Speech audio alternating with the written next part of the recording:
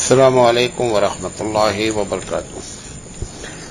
الحمد للہ رب العالمین والعاقبۃ للمتقین والصلاۃ والسلام علی رسولہ الکریم۔ محترم حضرات، ہم فکری ارتداد اور تہذیبی ارتداد کے اسباب اور ان کا حل آپ کے سامنے پیش کر رہے ہیں، اور آج اس کا سیریل نمبر 20 ہے۔ کل ہم نے ایک بات بتائی تھی کہ یہ فکری ارتداد کی جو 5ویں وجہ ہے وہ ہمارا مغلوب ہونا ہے، اور مغلوب کو میں نے مختصر لفظ میں یہ بتایا تھا کہ جب کوئی قوم جیت جاتی ہے تو جو ہار جاتا ہے وہ مغلوب ہے، جو جیت جاتا ہے وہ غالب ہے۔ تو جب کوئی جیت جاتا ہے تو کیا پرابلمز آتی ہیں، ایسے میں آپ اپنے آپ کو کیسے ڈیفنس کریں گے، کیسے مسئلے کا حل کریں گے؟ تو میں نے اسے بتائی تھی کہ 4 باتیں اگر بچوں کو، اپنی نسلوں کو، سبھی کو سمجھائی جائیں تو معاملے کو سنبھالا جا سکتا ہے۔ وہ 4 باتوں میں ایک بات بتائی تھی کہ اسلام دین فطرت ہے، اس کو آپ کتنا سمجھا لے جاتے ہیں، کتنا اچھا بچا لے جاتے ہیں، اتنا ہماری نسلیں اندر سے کنکریٹ ہو جائیں گی۔ اور دوسری بات یہ ہے کہ اسلام جو ہے وہ ایک عقلی مذہب ہے، اور عبادت کو چھوڑ کر کے جتنی باتیں ہیں، معاملات ہیں یا جو بھی قانون ہیں، اس میں عقل کا ایک بہت بڑا دخل ہے۔ عقل کا تقاضا ہے کہ قانون ویسے ہی ہونا چاہیے۔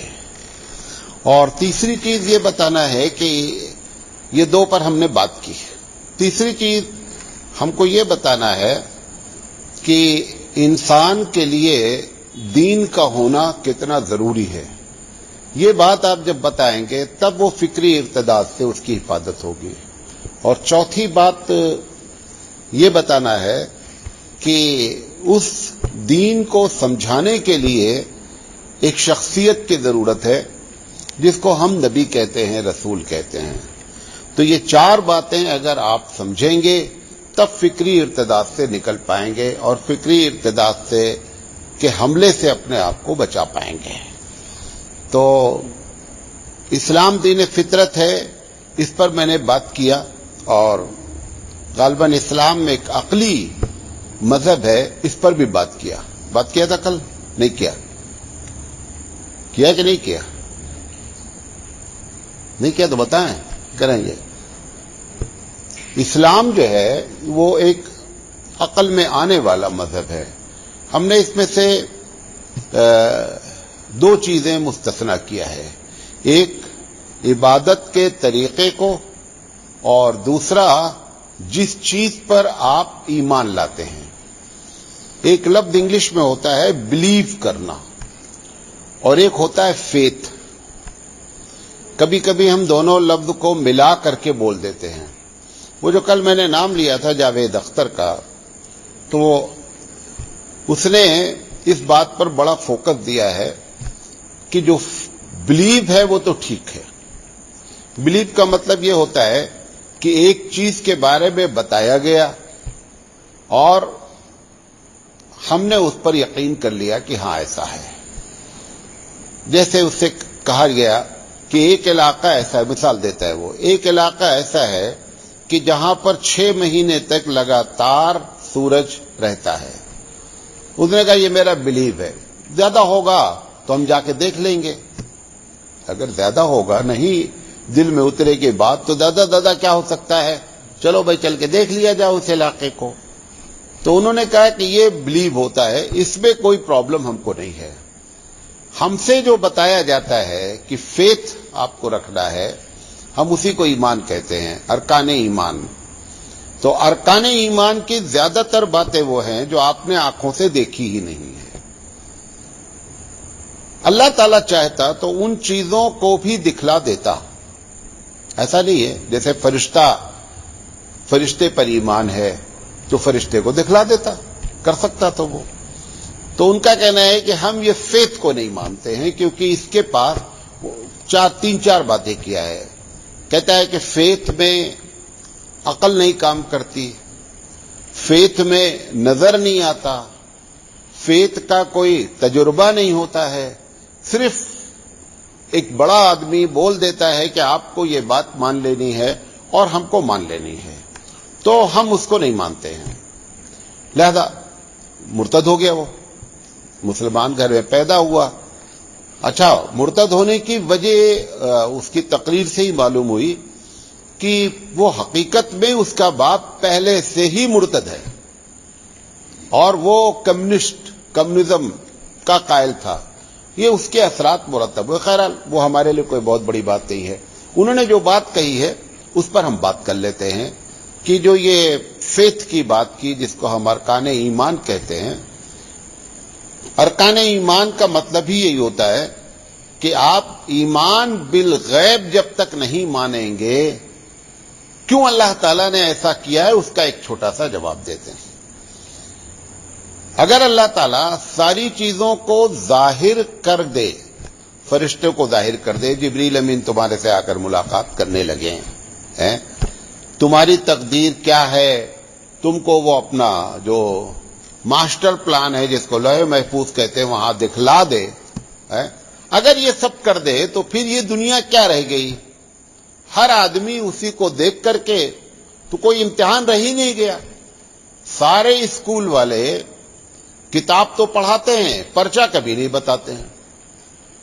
کتاب پڑھاتے ہیں کہ یہ کتاب کا امتحان ہونا ہے اور اس میں سے ہم پرچہ بنائیں گے، لیکن وہ پرچہ ہم کیا بنائیں گے یہ تم کو نہیں بتائیں گے۔ اگر وہ بتا دیا جائے کہ صاحب یہ پرچہ بنے گا، یہ کتاب ہے، تو پھر امتحان کچھ بھی نہیں رہ گیا ہے۔ لہذا یہ دنیا امتحان گاہ جب آپ مانیں گے تب یہ بات لازم ماننی پڑے گی کہ آپ کو پرچہ نہ بتایا جائے، لیکن یہ بتا دیا جائے کہ پرچہ آنا ہے، اس میں سے آنا ہے۔ ایسے ہی آپ کی تقدیر کا معاملہ ہے۔ اچھا، فرشتہ دیکھ لو گے تو کیا کر لو گے؟ زیادہ یہ ہو جائے گا، یقین ہو جائے گا بھائی فرشتہ ہے، اتنی ہی بات ہے۔ لیکن پھر کسی قسم کا ہر آدمی ایک کیٹیگری کا ہو جائے گا، سب دیکھ لیں گے اپنا اپنا، بس ختم بات۔ تو پھر وہاں سے یہاں اتارا کیوں گیا ہے؟ وہیں پر یہ باتیں سب دکھلا دی جاتی، وہیں پہ دو دنیا بن جاتی، وہیں پہ بچے ہو جاتے، ایک دنیا والے جنت میں رہتے، ایک دنیا والے۔ اچھا، کون ایسا مافیا کا آدمی ہے جو ساری چیزیں دیکھ لے اور پھر شرارت کرے؟ کس کی اتنی ہمت ہے؟ کوئی بھی نہیں، سب جنت میں ہی رہتے۔ تو یہ اللہ تعالیٰ کا ایک پلان ہے، اس پلان کے تحت اس نے ایمان بالغیب کی بات کہی ہے کہ یہ باتیں اگر آپ مانیں گے تب آپ اسلام میں داخل ہوں گے۔ تو ان کو جو اعتراض ہے وہ صرف یہ ہے کہ یہ عقل میں نہیں آتی باتیں، حالانکہ بہت سی چیزیں ہیں جس کو وہ مانتے ہیں اور عقل میں نہیں آتی ہے، بہت سی چیزیں ایسی ہیں، وہ لمبی چوڑی بات ہو جائے گی، لیکن یہ معیار کوئی معیار نہیں ہے کہ ہماری عقل میں نہیں آتا ہے لہذا ہم نہیں مانیں گے۔ اسلام آپ صرف عبادت اور آستھا کے بارے میں یہ بات کہہ رہے ہیں، آپ اصل چیز آئیے جس سے دنیا کو ان سب کا تعلق کس سے ہے، آپ کا نتیجہ کہاں نکلنا ہے؟ آپ کی آستھا سے اور آپ کے ایمان سے آخرت میں نکلنا ہے۔ اصل کسی مذہب کو جانچنے کے لیے آپ یہ دیکھیں کہ اس دنیا میں وہ کتنا پریکٹیکلی ہے، کتنا عملی ہے، کتنی اس کی باتیں بدھی میں آتی ہیں۔ یہ باتیں اگر آپ تلاش کریں گے تب جا کر کے معاملہ بنے گا۔ اب مثال کے طور پر اللہ پر ایمان ہے، اللہ کو دیکھا نہیں ہے، اس پر بھی ان کو اعتراض ہے کہ اللہ کو ہم نے نہیں دیکھا ہے۔ سوال یہ ہے کہ یہ مسجد بڑی شاندار بنی ہے، لیکن اس مسجد کے انجینئر کو بہت کم لوگوں نے دیکھا ہے، لیکن یہ مان لیا گیا ہے کہ اس میں انجینئرنگ کی گئی ہے، بھلے آپ نے انجینئر سے ملاقات کی ہے یا نہیں کی ہے۔ ایسے ہی اللہ تعالیٰ کہتا ہے کہ یہ میری کاریگری دیکھ لو۔ کاریگری دیکھنے کے بعد ضروری نہیں ہے کہ مسجد کا جب تک انجینئر نہ دیکھو تب تک تم یہ بات نہ مانو کہ اس میں کسی کی انجینئرنگ ہے۔ یہ تو اس کی کاریگری خود آپ سے پکار کر کہہ رہی ہے کہ بھیا ایک انجینئر ہے جس نے ڈیزائن کیا ہے۔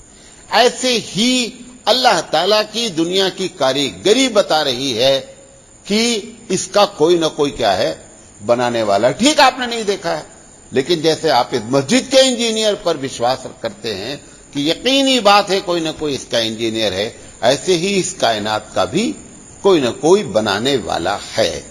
اس نے اسی لیے قرآن کریم میں جب جب کہا ہے کہ مجھے تلاش کرنا ہے تو اس نے یہ نہیں کہا کہ آپ بہت تسبیح پڑھیں گے تو میں نظر آ جاؤں گا، آپ بہت عبادت کریں گے تو میں نظر آ جاؤں گا. وہ کہتا ہے کہ وفی انفسکم، آپ اپنے بارے میں اپنے جسم کو دیکھ لیں کہ میں نے جو کاریگری کی ہے. مثال کے طور پر ایک چھوٹی سی مثال ہے، یہ ہاتھ کا انگوٹھا ہے، یہ زیادہ زیادہ 1 انچ سے تھوڑا سے زیادہ ہوتا ہے یا 1 انچ ہوتا ہے. اس کی کاریگری کا یہ ہے کہ میں کاریگر ہوں، میں خالق ہوں. ہر آدمی کے اس 1 انچ کی ڈیزائن کو اس نے کیا کر دیا ہے؟ الگ کر دیا ہے. کتنا اسی 1 انچ میں کتنی ڈیزائن الگ ہوئی کہ آپ کے فنگر پرنٹ ہمارے سے نہیں ملتی، ہماری والے ان سے نہیں. بعض لوگوں کا کہنا ہے کہ جب سے آدم علیہ السلام اس دھرتی پر اترے ہیں اس وقت سے لے کر قیامت تک کسی آدمی کی فنگر پرنٹ ایک سا نہیں ہے. سوال یہ کہ 1 انچ میں اتنی بڑی ڈیزائننگ جو کیا ہے تو یقینی بات ہے. اس لیے قرآن مجید نے کیا کہا کہ هل اتى على الانسان حين من الدهر لم يكن شيئا مذكورا. اس کے آگے کیا کہا ہے اس نے کہ میں نے جو تمہارے پور بنائے ہیں نا اس پر آپ غور کریں، جو میں نے جو بنایا ہے اس پر آپ غور کریں. تو اللہ تعالیٰ اپنی ذات کو بتانے کے لیے وہ اپنی کاریگری کی طرف، کیوں ایک منطقی بات ہے کہ ایک بڑا محل دیکھ کر، ایک بڑی ڈیزائن دیکھ کر خود بخود اس کے ڈیزائنر کی طرف ذہن کو پلٹنا چاہیے کہ کوئی نہ کوئی اس کا ڈیزائنر ہے. تو آپ اپنے بارے میں غور کریں. کبھی کبھی کہتا ہے وفی الآفاق، آپ دنیا میں دیکھیں، دنیا میں دیکھیں سورج نکلتا ہے، کتنا زیادہ انرجی ہے سورج کے اندر، کتنا بڑا آگ کا گولا ہے. چلو تم نے معلوم کر لیا آگ کا گولا ہے، بڑی بات ہے. ہمیں آگ جلانے کے لیے کوئی نہ کوئی چیز تو ڈالتے رہنا پڑتا ہے نا اس میں، تب تو آگ جلے گی. بھئی ایک دن جلا دیا آپ نے، اس کے بعد کیا ہو جائے گی؟ کچھ دن کے بعد آگ بجھ جائے گی. جب سے جلی ہے بجھ نہیں رہی ہے. تو آخر اس کا نظم کس نے قائم کر رکھا ہے کہ اس کی اس حرارت کو بغیر آپ کے تیل ڈالے، بغیر آپ کے لکڑی ڈالے، بغیر آپ کے کوئلہ ڈالے، بغیر آپ کے پیٹرول ڈالے وہ جل رہی ہے، اور جل رہی ہے معلوم نہیں کب تک جلے گی اور کب سے جل رہی ہے. تو یہ اس کی کاریگری سمجھ میں نہیں آتی ہے. سائنس بیچاری جب کسی چیز کی تحقیق کر لیتی وہ آگ کا گولا ہے تو سمجھ جاتی کہ اب میں خدا ہو گیا. بھائی آگ کا گولا تم نے بنایا ہے، بھائی اگر تم نے بنایا ہے تو بتا دو. اتنا معلوم ہو گیا کہ آگ کا گولا ہے، اسی پر ناچے ناچے پھر رہے ہیں اور سمجھ رہے کہ ارے جس نے بنایا ہے اس کی کاریگری پر غور کر یار. تو رب ذوالجلال جو چیز نظر نہیں آ رہی اس میں سب سے بڑا رب کا معاملہ، اور اگر وہ سمجھ میں آ جائے تو پھر بقیہ ساری چیزیں اپنے آپ کیا ہو جائیں گی؟ سمجھ میں آ جائیں گے.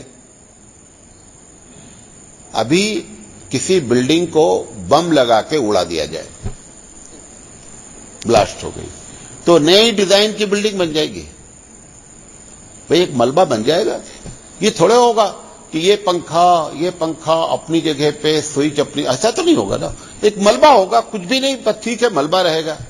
اب آپ کہتے ہیں کہ صاحب سورج سے زمین ٹوٹی اور زمین سورج کا ٹوٹا ہوا ٹکڑا ہے، چلو تھوڑی دیر کے لیے مان لیتے ہیں ٹکڑا ہے. تو سوال یہ ہے کہ ٹکڑا اتنی ہی دور پہ آ کے کیوں رکا کہ جتنا انسان کو دھوپ کی ضرورت ہے وہیں پر آ کر رک گیا. تھوڑا سا اور پہلے رک جاتا تو برف بن جاتا انسان، تھوڑا سا اور بعد میں چلا جاتا تو پتہ یہ چلتا قریب ہو جاتا تو آگ اتنی ٹمپریچر رہتا آپ رہ نہ پاتے، تھوڑا سا دور ہو جاتا تو اتنی ٹھنڈی ہو جاتی دنیا میں کہ آپ رہ نہ سکتے. تو اتنا پلاننگ سے کہ وہاں سے توڑنا اور پھر ایسی جگہ پہ روکنا کہ جو آپ کے لیے سردی اور گرمی کو برابر کر سکے. تو اللہ تعالیٰ کی کاریگری کے لیے آفاق کو دیکھیں اور انفس کو دیکھیں. پانی ہے، پانی کے بارے میں تحقیق ہو گئی کہ 2 الگ الگ گیس ہے، ایک ہائیڈروجن ہوتی ہے، ایک آکسیجن ہوتی ہے.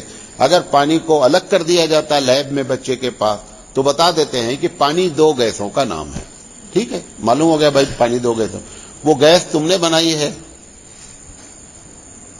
بھائی، وہ آپ نے بنائی ہے گیس. اچھا وہ دونوں گیس مل کر کے پانی ہی کیوں بنی؟ کوئی کچھ اور بن جاتی ہے. تو سوال اس کا نہیں ہے. سائنس جہاں سے خدا کا انکار کرتی ہے وہیں سے اللہ تعالیٰ کا پہلا زینہ جاننے کا شروع ہوتا ہے. تو اس لیے جتنا آپ غور کریں گے، آج یہ کیمرہ ہے، کیمرہ فوٹو لیا جاتا ہے تو پیلا پیلا آتا ہے، کالا کالا آتا ہے، ٹھیک ہے، آج ہو گیا. پہلے سب کچھ کیا ہوتا تھا، کچھ بھی کھینچو گے یا تو کالا ہوگا یا سفید ہوگا، اس کے علاوہ کوئی کلر نہیں آتا تھا. آدم علیہ السلام جب سے پیدا ہوئے ہیں، یہ چھوٹی سی آنکھ بھی کیمرہ ہے، ایک ساتھ بتاتی ہے، 1000 کلر رکھ دو تو بتاتی یہ ہرا ہے، یہ تھوڑا اس سے زیادہ ہرا ہے، یہ بہت ہرا ہے، یہ ایک دم ہرا نہیں ہے. ایک کیمرہ جو آج آپ نے ایجاد کیا وہ پہلے دن سے آدم علیہ السلام کی آنکھ میں اللہ نے لگایا ہے اور وہی تم کو بھی دیا ہے. اور ایک ساتھ تم کبھی نہیں ہوتے کنفیوز کہ یار یہ کالا ہے کہ لال ہے کہ پیلا ہے، نہیں، کچھ نہیں ہوتا. کچھ لوگوں کو اللہ تعالیٰ جان بوجھ کر، آپ کو معلوم ہے ایک پرابلم ہوتی ہے، کلر بلائنڈ ہوتے ہیں، نظر نہیں آتا. کیا ان کو یہ نہیں معلوم ہوتا کہ یہ لال ہے یا ہرا ہے، 2 ہی کلر ان کو نظر آتے ہیں. وہ کون سے؟ کالا اور سفید. معلوم آپ کو یہ بات، یہ ایک بیماری ہوتی ہے. جب یہ ریلوے میں بھرتی ہوتی ہے، نیوی میں بھرتی ہوتی ہے، ٹریفک پولیس میں بھرتی ہوتی ہے، تو وہ آنکھ کی چیکنگ ہوتی ہے. پتا چلا کہ اس کی آنکھ کو 2 ہی نظر آتا ہے، کالا اور سفید. ہری جھنڈی رہی تو بھی بھاگ گیا، لال رہا تو بھی اس کو کچھ نظر نہیں آیا. اس لیے ہمارے ایک رشتہ دار نیوی میں بھرتی ہونے گئے. کسی کو ان کو یہ بات معلوم تھی کہ میں کلر بلائنڈ ہوں، لیکن کسی کو بتاتے نہیں تھے. اب وہ جب بھرتی ہونے گئے تو ٹھیک ٹھاک تھے، وہ مطلب لہیم شہیم تھے. تو وہاں سے جو رپورٹ لکھ کر کے آئی کہ فیل کیوں ہوئے، کلر بلائنڈ ہے. اب وہ جو لال بتی نظر آئے گی تو یہ کیا بولیں گے بتی ہی نہیں ہے، یا بول دیں گے کالی جل رہی ہے. تو اللہ ہر ایک میں ایک آدھ ایسا رکھتا ہے. کیوں رکھتا ہے؟ کروڑوں میں ہوتے ہیں کہ آپ کو اپنی ذات پر خوشی ہو کہ میں کلر بلائنڈ نہیں ہوں. یہاں پر ایک بچہ تھا، تو یہ بھی ایک بیماری ہوتی ہے آنکھ کی. ایک بچہ 3ری منزل سے کود پڑا، پرانے مدرسے میں 3ری منزل سے کود پڑا. بڑی پرابلم ہو گئی. سامنے گیٹ دوسرا وہ پیون تھا، تو اس نے دیکھا کہ ارے وہ تو اوپر سے کود پڑا. بہرحال بچ گیا. تو ہم کو بڑی تشویش ہوئی کہ یار یہ اس کو دروازہ کھلا ہوا ہے، 3ری منزل سے کودنے کی ضرورت کیا ہے؟ اور نہ بھاگنے کا کوئی ارادہ تھا کہ وہاں سے بھاگ جانا ہے. تو میں نے ڈاکٹر سے اس کو چیک اپ کرایا. تو میں نے کہا ڈاکٹر صاحب ایک بیماری ہوتی ہے. انہوں نے کہا کیا؟ ہم نے کہا کہ دور کی چیز قریب نظر آتی ہے. تو ہم نے کہا وہ کروڑوں میں ایک آدھ ہوتی ہے. ہم نے کہا ہو سکتا ہے اس کو ہو وہ کروڑوں میں ایک. جب کہ چیک اپ کیا گیا تو وہی بیماری اس کو نکلی.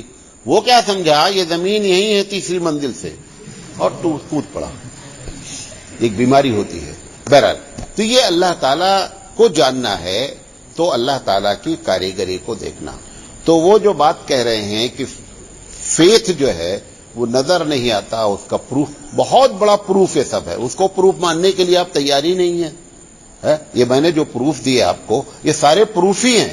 اور جب اللہ کو آپ مان لیں گے تو بقیہ ساری چیزیں، پھر تقدیر کو بھی ماننا آسان ہو جائے گا، پھر فرشتوں کو ماننا بھی آسان ہو جائے گا، پھر جبریل امین آئے ہیں اس کو بھی ماننا آسان ہو جائے گا. تو یہ نہیں کہیں کہ ہم نے دیکھا نہیں ہے تو ہم نہیں مانتے.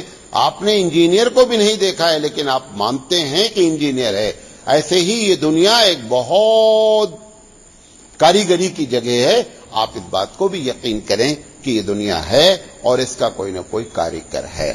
تو بہرحال اسی پر ہم بات آج ختم کر دیتے ہیں. تو 2 باتیں ہم نے آپ کو بتائی، یاد رکھیے گا کہ 4 باتیں ہم کو کرنی ہیں.